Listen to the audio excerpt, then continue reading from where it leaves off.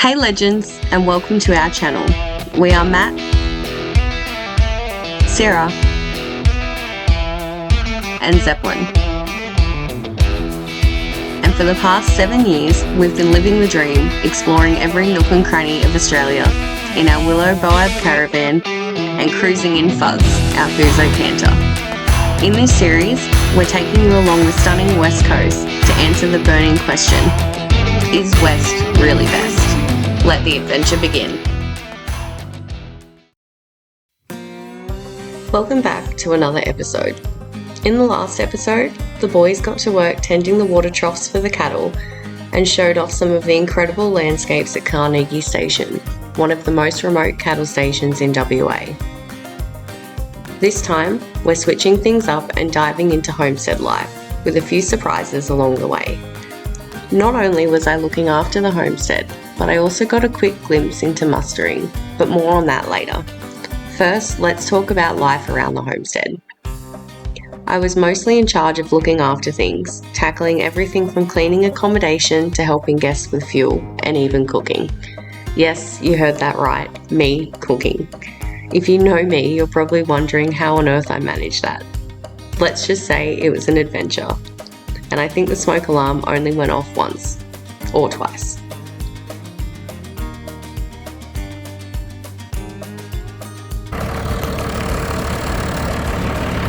What are you doing? Mr. Farmer. Putting some hay around. Yeah. Now there were a few things I wasn't quite game to try, like driving this beast of a tractor. So Matt jumped in and dropped off some hay bales so I could mulch the gardens around the homestead. It's hot, itchy work, but hey, we've got to keep the place looking good.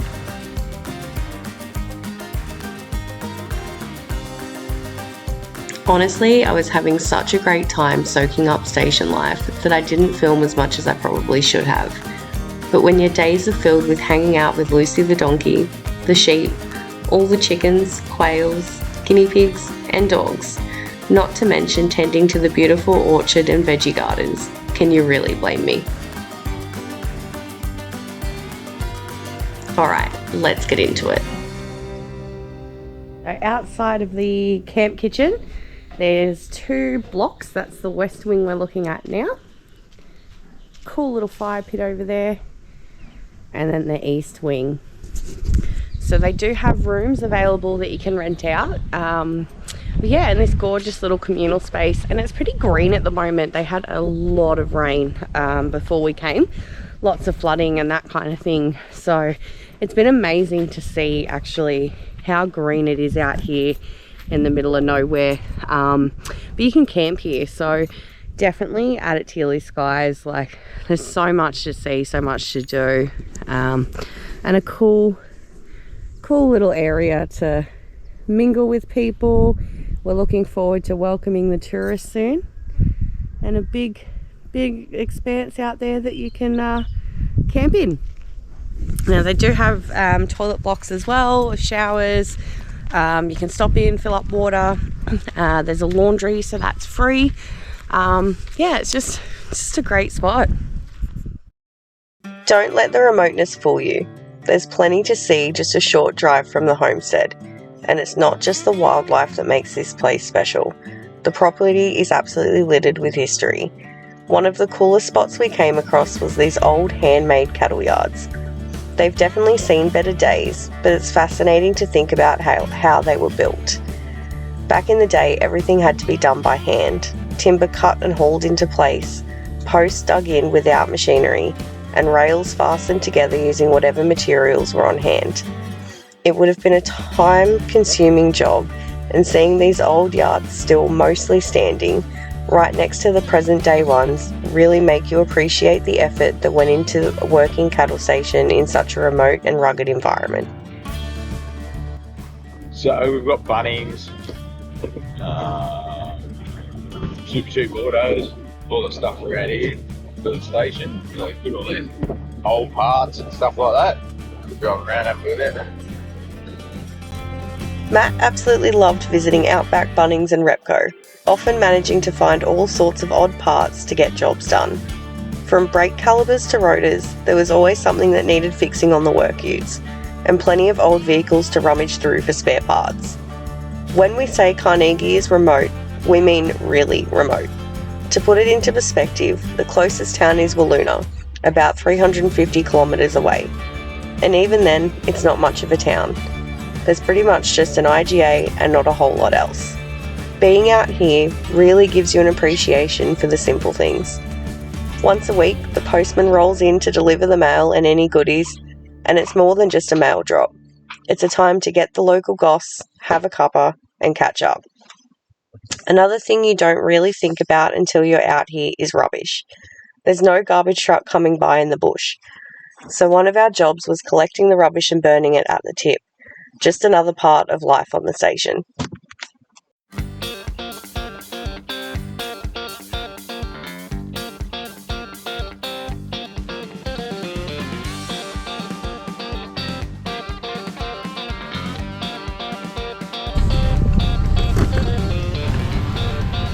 That's how we get rid of the rubbish.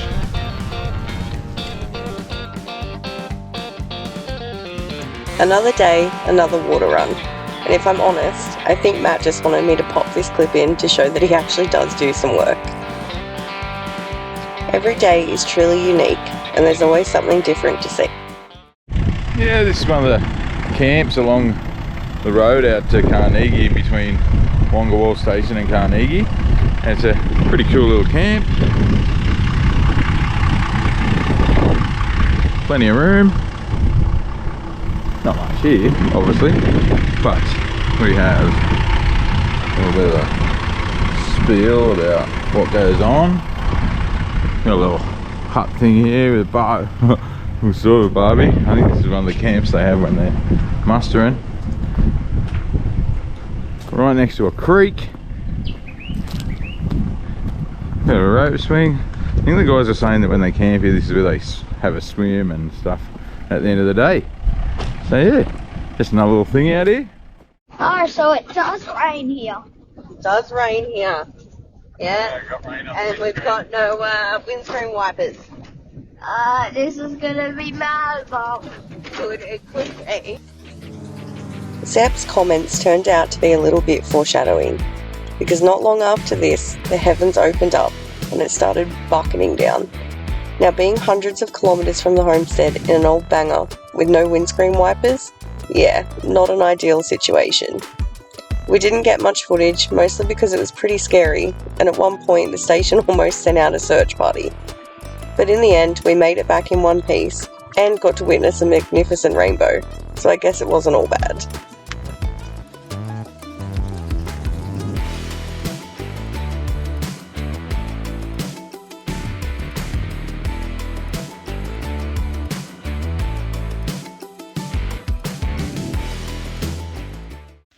There we go. 5 o'clock in the morning, and gonna go and jump on a helicopter for a quick little flight with one of the guys. Alright, here it is over here. Station life, pretty cool. Mustering on this station is a full operation, with helicopters, bikes, and vehicles all working together to get the job done. With such a massive area to cover, having a chopper in the air makes a huge difference.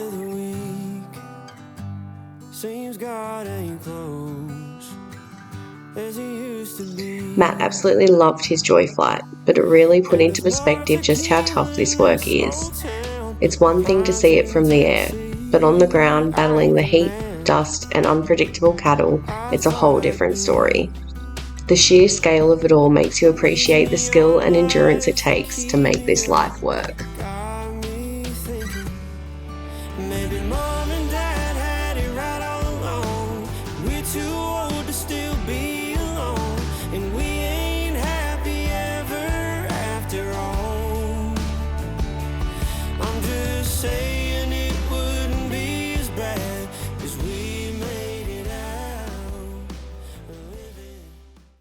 Alright, so today is the day we are heading off from Carnegie. Yeah, we've been 9 weeks, we've been here.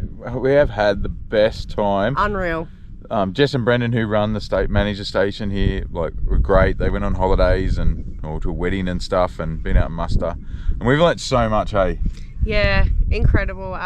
Yeah, and just let us into their home, and we've had the best time. As per usual, we forgot to film a whole lot of it. Yeah, we didn't film a lot. No, but we were too busy having fun. You know, we're out doing water runs and learnt so much about cattle and what they do and how, you know, how they survive and get their stuff out here. And if anyone's looking for an experience to learn about things and just have a good time too, but yeah, just come out and see what it's like. I mean, this is Australia's most remote cattle station, and it's incredible. Like, the roads are perfectly fine. Obviously, we've towed the van. Come out and see it for yourself, and you will get to learn. I mean, do water runs and learn all about it. If you get the opportunity to do an experience on a station, just take it, because it's been invaluable. And the stuff Zeppelin's learnt. Yeah. Hey, you know, like about you know, animals getting killed. It was one thing, but you know, and lots of other things that he's learnt and experienced that like you never ever get anywhere. Hey. Well, you won't get it in a classroom, that's for sure. No, and he has he picks chickens up now. He collects eggs. He goes out on the water runs and cleans troughs, and he can tell you whether a solar pump's working by the lights that are on the panel, and he banging on a tank. He can tell you if it's full or empty, and this trough needs cleaning, Dad, and that. And he was collecting camel skulls and kangaroo skulls and all these things, and plucking feathers from dead eagles to bring home for Mum, and really good. Yeah. So this is Wongawol Station. They own this one as well down the road. So we come and have a bit of a check out on our way out. Sarah hasn't been here, I've been here. And there's some pretty cool, there's a really cool old building here. Over here, that was the original homestead. And built out of rocks. And there's holes in the walls from back in the old days to put their guns through when they were getting attacked, so they could shoot people. Craziness.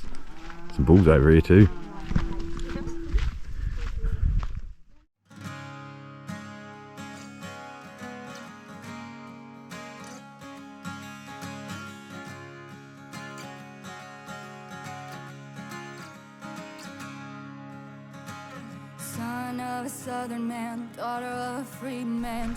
And the workmanship, they're all obviously cut by hand and that back in the day, and there's a whole heap of stories about it, and some of them aren't exactly really nice stories about this original homestead and things that went on here, and being attacked. And this is sort of like on a bit of a mound, so it was a good vantage point to see them coming to get them.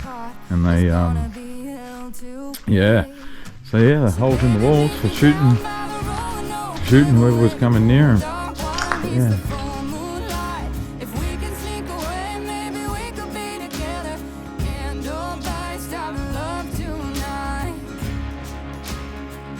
So these bulls are the ones they're sending out, the new ones they're sending out to service the girls. So the new ones. Big boys there. And we got over here, we got all the ones that they've herded, and we're going to market. There's a girl in amongst these ones. Another girl over here. She's the wrong colour, so she'll need to go to market. And then we've got them all stuffed up. Mostly boys go to market.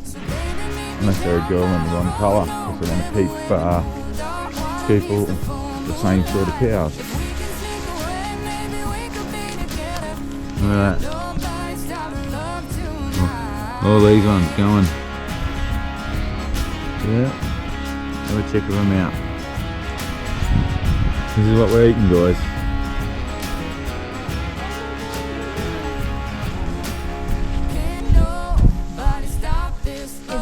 Names? headbutt me. No, I've got no food, so she's going to headbutt me. Goes it.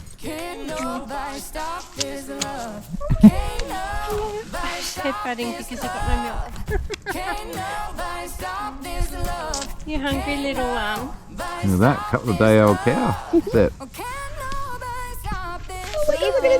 Put your fingers in his mouth. No. Just put your fingers in his mouth. Yeah.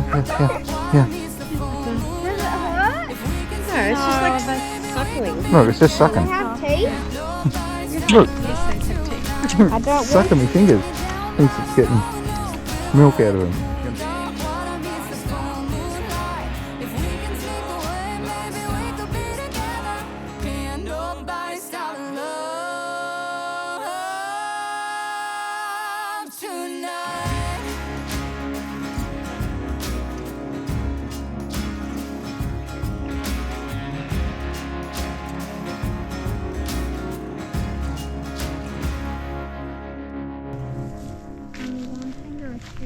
Let's do two. See? Well, the child's settled back into travelling in the car pretty good. Sleep. Cuddling a pillow. How good is he?